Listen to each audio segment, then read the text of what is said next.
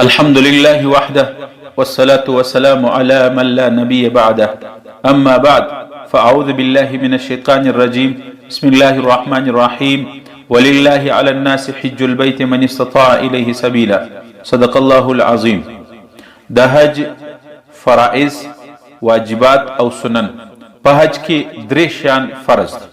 یو احرام تړل، او دویم وقوف عرفات، په نم د ذوالحجې وقوف عرفات کول دا فرض دي، او دریم طواف زیارت. دا درې شیان په حج کې فرض دي. فرض دا معنی که چیرې په دغه درې شیانو کې یو شی په قصد یا په غلطي سره پاتې سو دا حج اونسو، بلکې د دې تلافي د دې نقصان په دم او په بودنه سره هم نه کیږي. چې حج نه وسو را روان کال به که چیرې په دغه وخت کې قضا نه وه، که په دغه خپل وخت کې دا عمل پوره نه کړل نو را روان کال به د دې حج قضا به کوي. بل د حج واجبات هغه شپږ دي. واجب دا معنی چې که چیرې په قصد سره یا په غلطي سره د حج واجبات د سړي څخه پاتې سو نو په دې صورت کې پر سړي باندې دم، حج خو صحیح دی لیکن دم ور باندې لازم دی، یعنی یو پسه یو قرباني به ورکوي چې د هغه واجب تلافي په وسي. د واجب مثال لکه په لمانځه کې د سړي سه یو واجب پاتې سو د هغه کمی په سجده سهو سره پوره کیږي. دغه طرح په حج کې چې واجب پاتې سي د هغه کمی په دم سره، په قرباني په یو پسه ورکولو سره په دم سره هغه کمی پوره کیږي. بهرحال په حج کې شپږ شیان واجب دي. یو وقوف مزدلفه. د مزدلفې شپه چې حاجیانو وکړله په دا سهار وختي د صبح صادق چې اذان کیږي، وخت د سهار داخلیږي، په دغه وخت کې به راپورته کیږي. په دا وخت کې به لمونځ په اول وخت کې کوي. د لمانځه د سهار د لمانځه بعد بیا د لمر ختو پورې چې لمر څرک راوي راخیږي تر دغه وخته پورې دغه وقوف واجب دی. ډیر حاجیان په دې کې جلدبازي کوي، الته خاص کر ټرین راځي نو هغه لمر لانی راختلی، وقوف واجب دی، دوی پرېږدي. که چیرې په قصد باندې چا دا وقوف مزدلفه پرېښوی پر دې باندې دم راځي. دویم د صفا او مروه په مابین کې سعی کول. په عمره کې هم واجب دی او په حج کې هم واجب دی. که د چا څه پات سلو حج خو وسلو لیکن صفا او مروه پرېښي دي، سعی پرېښي دي، دا به دم ورکوي.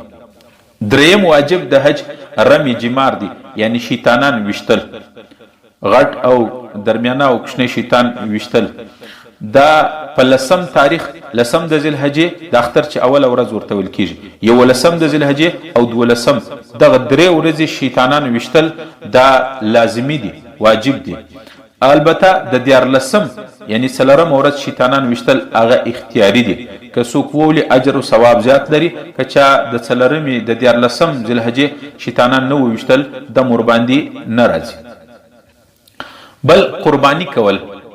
قارن، حج قارن او حج تمتع ولا هغه به د اختر د ورځې قرباني کوي.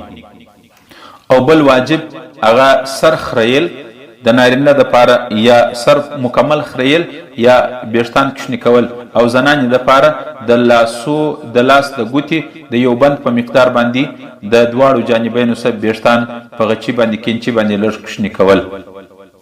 بل آخري واجب شپږم د افاقیانو د پاره، یعنی کم خلک چې په میقات کې په حدود د حرم کې نه اوسېږي، د باره سره راځي، لکه مثلا پاکستان، افغانستان، هندوستان څخه ورځي، هغه خلکو د پاره بیا طواف وداع کول. وداع او رخصتي ته ویل کېږي آخري طواف. د زیارت طواف زیارت ثبات چې کله حاجي را روانېږي افضل وخت یې دا دی چې د را روانېدو په ورځ باندې آخري طواف وداع وکړي. دا شپږ شیان چې دي په حج کې واجب دي. که چیرې په دې کې یو شی پات سو نو حج خو وسلو مګر ناقص سو، ثواب یې کم سو، د دغه ثواب کمی په دم باندې پوره کېږي چې دم ورکړي حج یې پوره سو. او شپږ شیان په حج کې سنت دي. سنت دا معنی چې که چیرې د سړي څه په قصد پرېښول یا په خطا باندې پات سول دم نه ور باندې لازمیږي. البته د حج په ثواب کې څه نه څه قدرې کمی راځي. بهرحال که چا پرېښول حج صحیح کیږي، دم نه ور باندې راځي. اول طواف قدوم کول. دویم په طواف قدوم کې د طواف قدوم کې لږ داسې د پهلوانانو غوندې، یعنی په اول درې چکرو کې هغه کول، اکړ داسې په پهلوانانو غوندې تک کول. بل دا د صفا او د مروه سعی چې کوي د نارینه او د پاره د 2 زرغونه لایټونه چې راځي په دې کې لږ په منډه تیز تلل زنانو د پاره عادي سفر دا سنت عمل دی.